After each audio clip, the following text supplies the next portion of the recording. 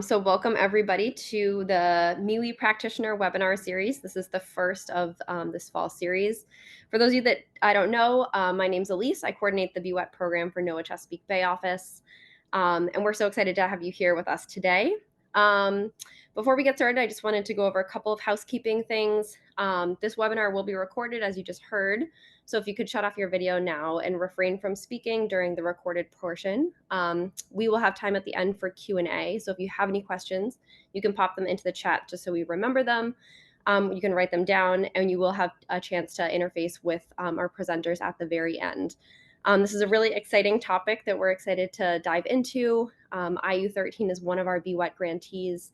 And you're going to get to hear a lot about some of the work that they've been doing with center-based programs in IU13, Intermediate Unit 13 in Pennsylvania.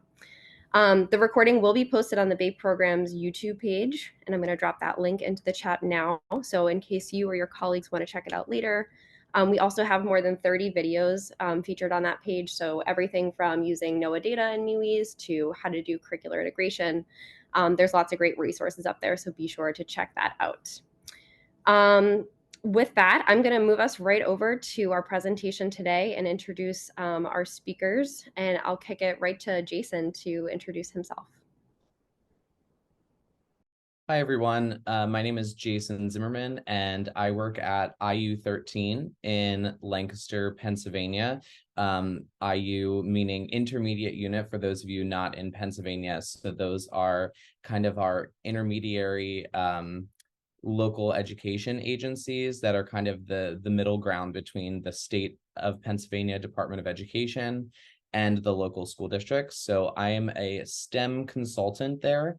I've been working there since January, and before that I was a classroom teacher locally here in Lancaster teaching 4th and 5th grade. And I will turn it over to Andy. Hi, I'm Andy Fellows. I am the STEM teacher here at IU13 for our center-based programs. So I work with our 4 emotional support center-based programs. This is my 2nd year in this role. Previously, I was a 9th through 12th grade teacher in one of our programs. And I'll throw it to Lori. Hi, and I'm a supervisor at Lancaster Lebanon IU13. I supervise the STEM and instructional technology programs for our special education teachers, and Andy is one of my staff members. We have 2 STEM teachers currently here at the IU13. So today we're going to be talking about our program that we are running currently at IU13, and you should all be able to see our screen. We're going to go through a couple slides and explain what our project is, which is the Excel at IU13 NOAA BWET grant. So that acronym, you know, in education, we use as many acronyms as possible. So this acronym stands for Expanding Capacity for Environmental Literacy at IU13. And so I'm going to go through just some of the overview of what this project is, and then we're each going to kind of be breaking down different elements of the grant and some of the implementation phases that are currently happening. So the overall objective of this grant was really to focus on our center-based education classrooms. And so these classrooms are working with our special education students that have, you know, a diverse range of needs in the classrooms, and focusing on the science education that they are receiving. So previously to this grant, what IU13 was offering was a very, you know, there was science content that was delivered in K-6, and the middle school and high school would have their biology, chemistry, and earth, the typical science content available, with a STEM rotation course, which is what Andy does and provides for our students. However, there wasn't really any sort of outdoor experiences happening in the classroom with like engaging with the environment and being able to get students to go on some sort of field experience to be able to see, you know, science in real life and be able to kind of have those really meaningful hands-on experiences. So the overall goals for this grant, the first one is to be able to create an environmental literacy plan, or the ELP, to really make sure that there's equitable access to this high quality science content all across our center-based classrooms. The second goal is to focus on how we're increasing teacher efficacy for teachers to really truly have the opportunity to have professional development and professional learning experiences themselves, to understand the environmental content that they're going to be teaching to their students.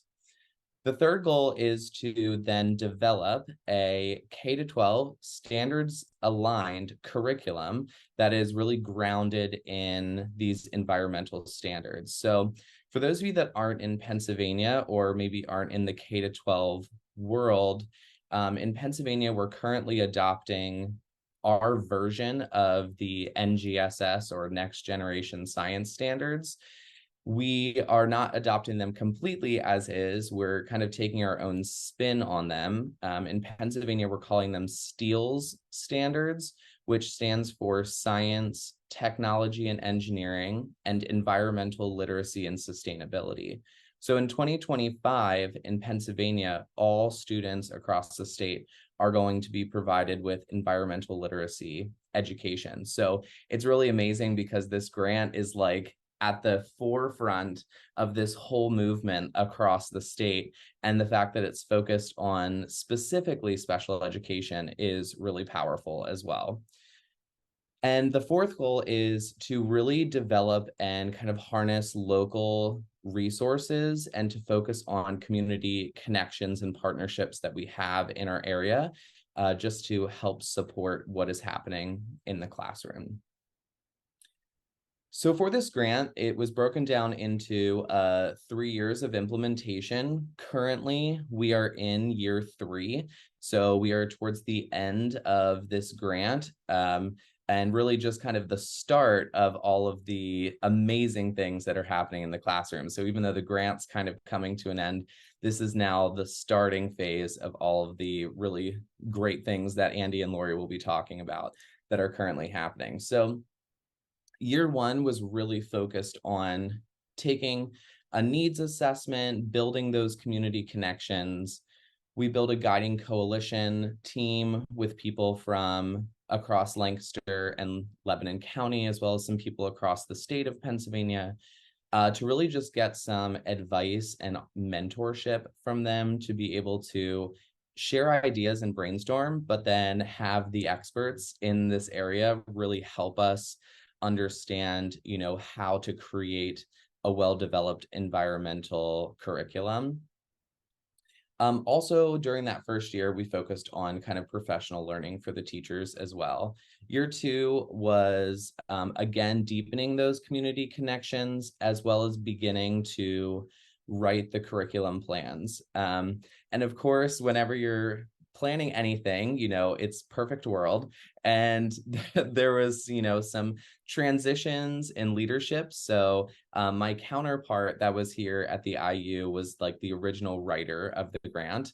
And then when I started here in January, I took over as the lead for the grant. So in some of that, the curriculum writing didn't go as fast as we wanted to. So we are still currently writing that curriculum, and the teachers are doing an amazing job, and it's really been working out. But we're seeing that definitely is the the really heavy lift of this grant, really creating these well-developed units, but they're doing a really great job.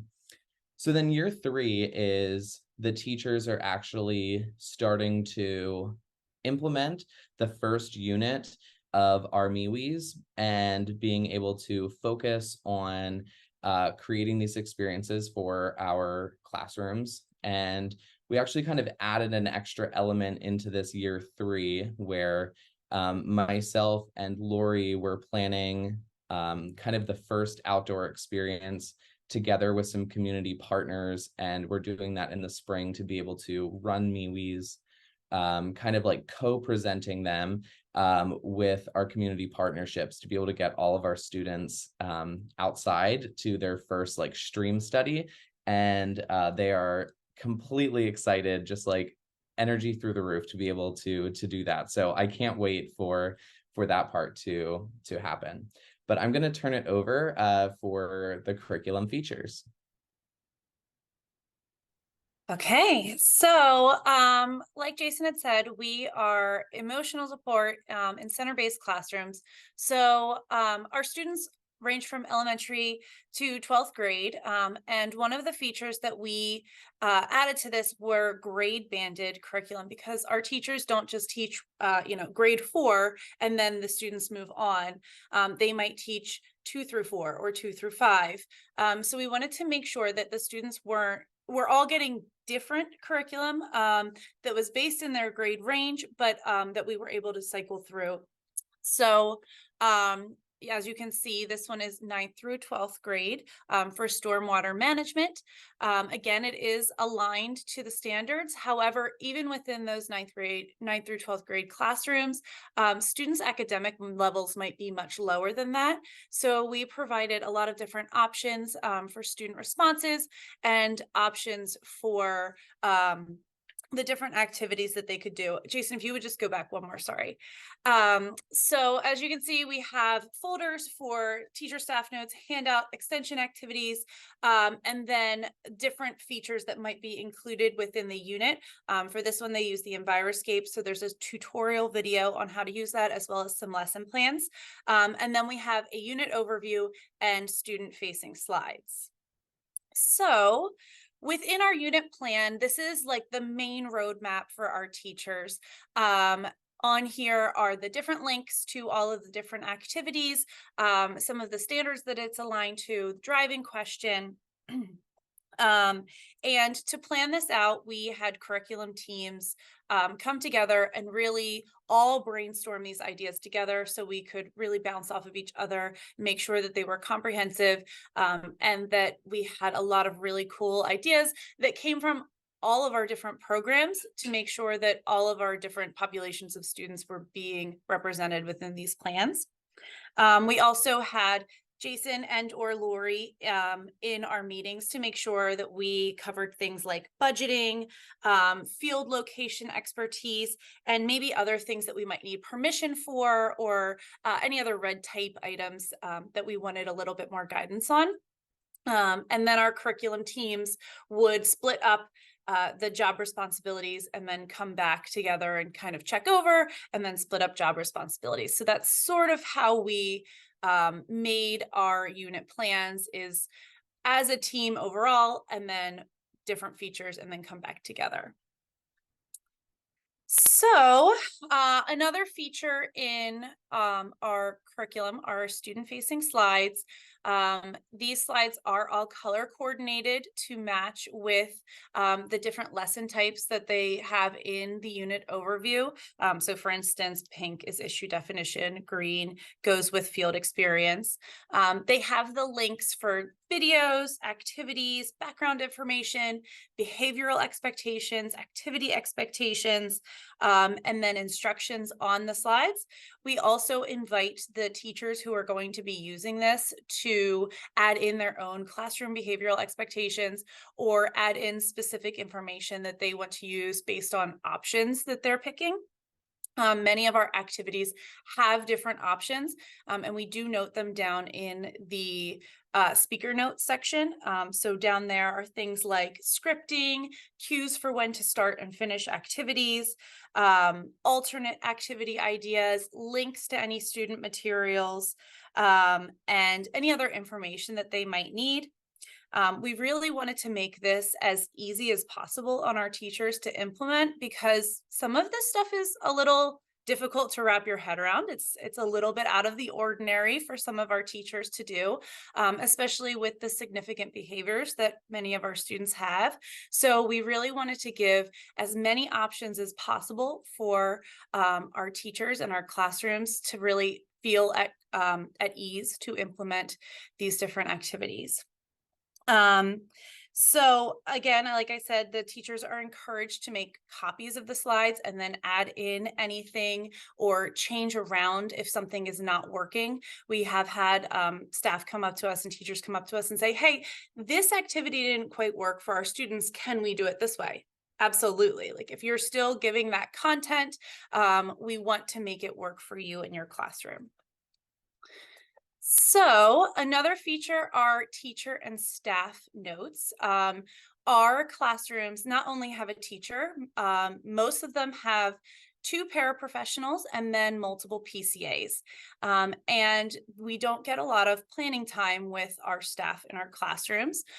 So to ensure that our classroom staff feel comfortable with the material and are able to help facilitate these lessons, we wanted to create grab and go activity overviews for them.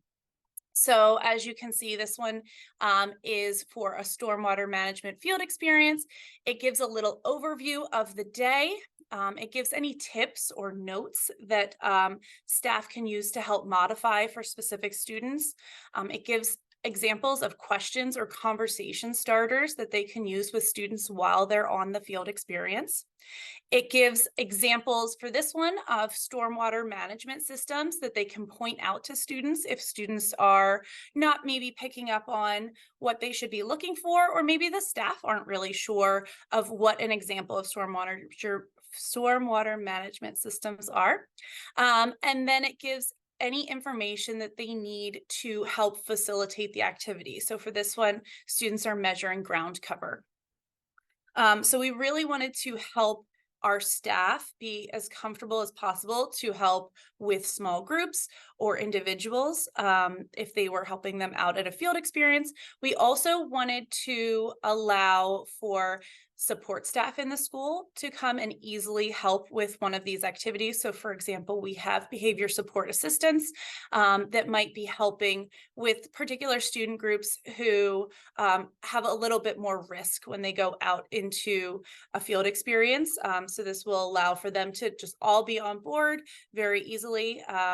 We only made these front and back. I tried to make the font as big as possible. It's really easy to just kind of laminate and take that with you. So for our outdoor field experiences, as I said, we have some student needs that we wanted to make sure we were supporting. Limited mobility access to certain area features like trails, streams, if there was any kind of stream testing being done, and then bathrooms and buildings. We have students who have hygiene needs that they may need staff with them. We also wanted to make sure that there were areas for student emotional regulation breaks. Some of our students need an area of quiet. Some of our students display some inappropriate behaviors, and we wanted to make sure that there was a safe space for both them and any other community members were not maybe able to see them, or they didn't have an audience if they needed an emotional regulation break. We also thought about risk in or around the site. We didn't want to choose sites that were very close to highways or areas that were risky if we had a student who was eloping. So we wanted to make sure that our student needs were being met, but then also our field experience site and site staff needs were being met. So we created a form to communicate needs of potential behaviors of the students and other visitors. So we wanted to make sure that any staff at the field location, especially if they were teaching a short lesson with our students, knew any academic levels of the students, maybe were prepared if there was going to be some cursing or other types of behaviors going on, so that they weren't alarmed. And then also they could communicate with our classrooms any rules or information that needed to be pre-taught before the students came. For instance, if the students were going to be using a particular tool and they wanted the student to have access to the tool before going to the field site. So to help facilitate all of this, we created a document in partnership with field sites that had a a person of contact if a teacher had any questions. It talked about the different features of the sites. It talked about where they were and any other things that our teachers would need to know, because then we wanted them to have choice in where they were actually taking their students. What was going to be the best bet for their students, if the site was closer or further away, maybe a student had trouble on a longer drive. We wanted to make sure that everybody was as comfortable as possible. Also, if the teacher had been there before or staff had been there before, I know a lot of people are more comfortable going where they already know. So we wanted to make sure that everyone was as comfortable as possible as they were doing their field experiences. So, like I said, we wanted to give a lot of choice.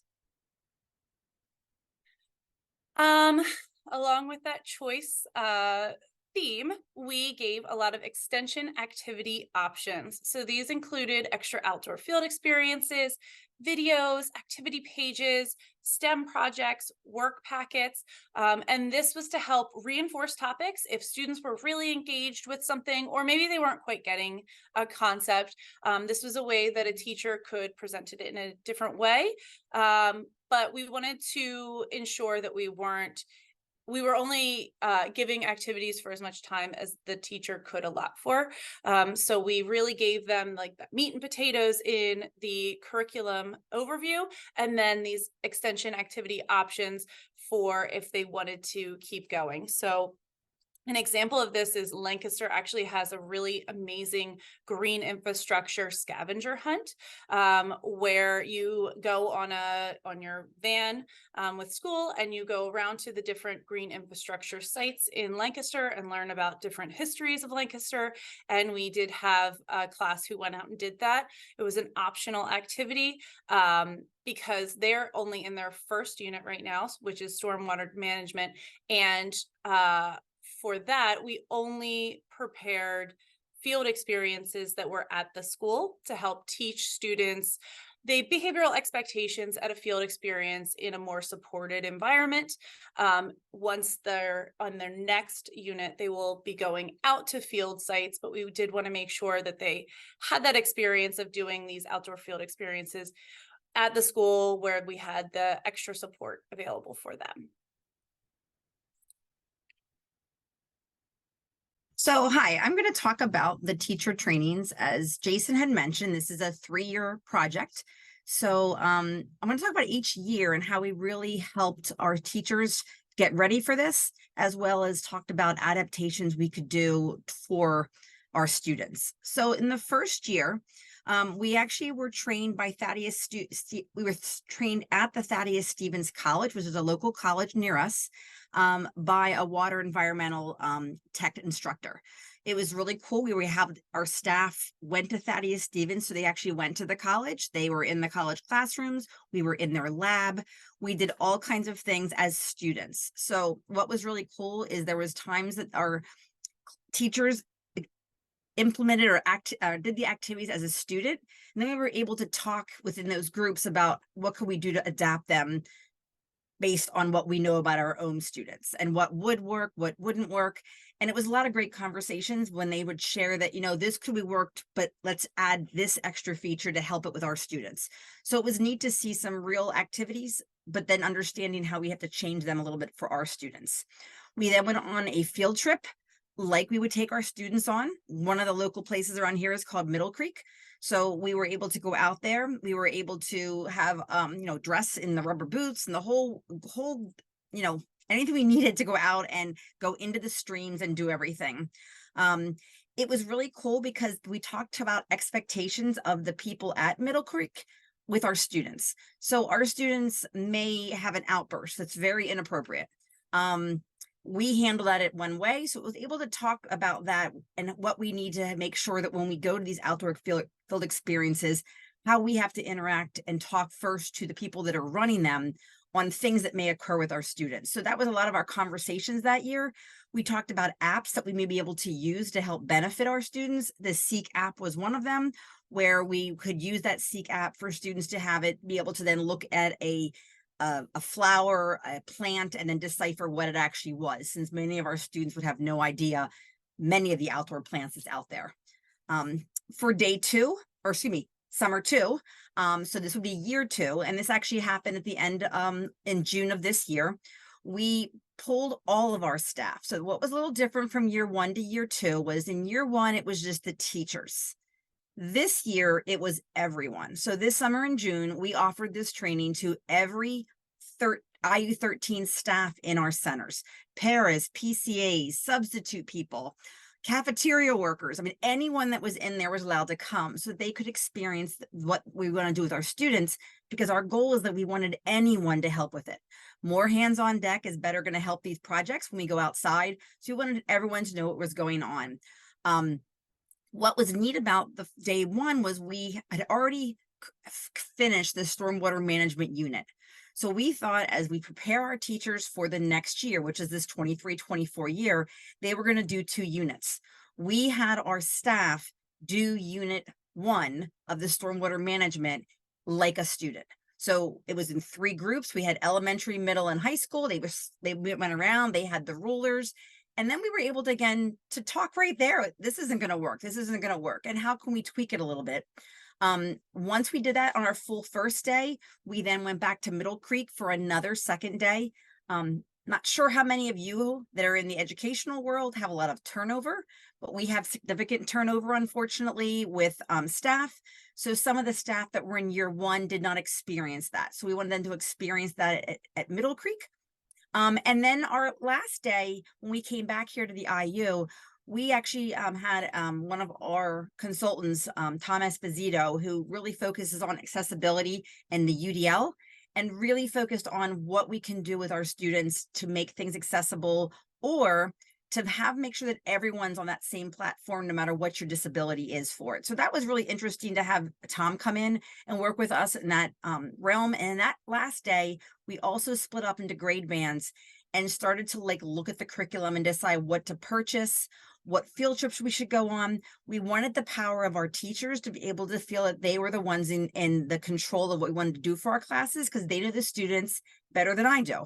I know who some of the kids are, but Jason and I don't know the ins and outs of the classroom. So we really gave them that power and that ownership of the beginning part of the lesson planning. We focus on things that were low cost, because we do have the budget money through the grant, but after this year is over, that budget money is gone. So we had to pick for our other lessons something that was low cost. So here's a bunch of things that are just a showcase of incredible opportunities that we had at either Middle Creek, real hands-on. We talked about it, that bottom middle picture. We talked about teaching our students how to do a lot of journaling with pictures. And we just sat out and looked at birds and we journaled. And the experience was a really cool experience for our staff. And because it was so hands-on, it made it more impactful to be able to understand how they would teach it in the classroom. Moving on to the next was this year. So this year was year 1, as Jason said, of really the implementation, even though it's year 3 of the whole grant. So we had decided to do 8 focus areas, 8 units. When Jason came on board, the plan prior to Jason was to have all those units done in 1 year in our classes. And as we talked about this, that was not possible for our classes. To have our students go through 8 different large units in 1 year, it would just not be manageable for teachers or even our students, and even space and all of that. So what I talked to Jason about, and he was very open to this, was that since, as Andy shared, we repeat our students in our classes for several years because we do grade bands versus each grade, we decided to do 2 units a year and rotate for 4 years, meaning we would get very good at the first 2 units in 2 semesters. Those we would never look again until 5 years from now. So the plan is that we have completely ready materials, paid for, everything's ready in boxes this year for stormwater management and safe drinking water. Next year, they're going to be focused on the agriculture and wildlife. The units are created. We will start working on purchasing the items and get those done, and then we'll continue the other 2. So by the end of this school year, all 8 units will be ready, but we'll only be doing 2 every year, so that by year 5, we're going to rotate back to those original first two, and our teachers then would have that more of a routine going through this, and no student will actually ever have the same lesson twice, is what our goal was. We did a lot of coaching in the beginning of the year. I went around to all of our 3 centers and did another mini little session, because as I shared before, turnover unfortunately did happen even from June 2023 to August. So again, I ran 3 small mini sessions that we had to kind of go over the curriculum. Teachers were able to learn by Andy. Andy pulled out the Enviroscape, did a little demo, taught them how to use it, hands-on for them, talking about what we should do for adaptations for our students. So we did that first. We are in implementation of number 1 unit, and I'm going to show some testimony here in a minute here on the slides about some teachers and their testimony on how it's been going in their classes. But then we right now have a group between Andy, Jason, and myself. There are 3 groups of K-4, 5-8, and 9-12 curriculum writers, and we meet once a month for about an hour and a half live. We focus on, as Andy said, what we want to have in the lessons and the units. Then we assign tasks to everybody. They work on their own. We come back the next month, wrap up that unit, and we begin the next one. And then I help with the ordering to make sure we have all the material on a list. And then Jason, myself, and Jason's program assistant are going to be placing those orders by the end of June of this year to have everything ready to implement for the next 3 years. So the organizing, labeling, we have boxes labeled each unit, each grade band placed on. We got shelves in our locations with just stocking this stuff, so it wasn't all stored in our teachers' classrooms, so they could just pull out their box, get ready with it, work with it, and then put that box back for the next time to be using it for another teacher. So some next slides here just show, this is one of our teachers. This is a high school teacher at one of our centers. She's 9th to 12th grade. And this was the fact, so they had to go out, as Andy had shared, we didn't want to make the first field experience away from our school. We wanted our kids to get comfortable, because as Jason said, this is part of something our students don't typically do. Once they go outside, we have a lot of elopement. We've got a lot of things that unfortunately become a hazard or a safety hazard. We want to teach them. So we decided to use this first unit as a teaching unit on how to act just in our own property. Much more safer environment. The kids know where it's at. We know where we're at, all that kind of stuff. So this is them going around, and we had a document about stormwater management and talking about, are there leaves stuck in here? Does it flow well? What should we look at? How does the water run? You can see on the bottom, the Enviroscape. We had the activity in the classroom. Jason actually came in and supported some of our teachers with this, as you can see in that bottom corner, to help run it and run it with the teacher. So, it was just cool through the investigations. Again, it said we put a big stick in the grates and found out how deep the leaves were piled up in the drain hole, which would then is a hazard, because if you have too many leaves, you're going to not have good flow. And this was another elementary school. So this is a K-4 teacher. They again did their unit. Their unit had an Enviroscape activity, but a completely different activity. And their lesson just focused about, what is the better way for water to go down through drains? Is it through rocks, through mulch, through concrete? And they experienced with hands-on activities. We move on to the next one here. For moving on for next year and on, we do have planned already this June 10th, a full day professional development for our teachers. And that's going to be teachers and all staff.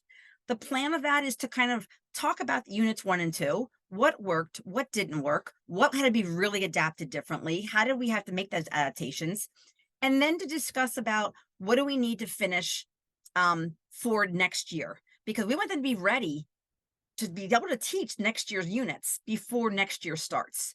As Andy said, we have very little planning time. So we wanted to provide them time to work with their team, get the units. So our plan is that afternoon on that first day is to really look at that next year's information to determine what they need and how they need to be supported to run those 2 units for next year. We want to talk about future trips, what money needs to be purchased or discussed, and how do we get that money? Do we go through more grants to get more funding, or whatever we work on? So that's the plan for that June the 10th. I do have one more thing to add, if that's okay. I realized I should have probably said that in my part. The units that we are focusing on this year are stormwater management and safe drinking water. Next year, we're doing a unit in the fall on agriculture and a unit in the spring on wildlife. The following year, we'll do invasive species and population growth. And then in our fourth year, we'll do air quality and energy use. So those are the major topics that we're focusing on. And we took those from the issue definition cards based on the MWEEs. So we kind of just broke those down and kind of figured out what would work best there.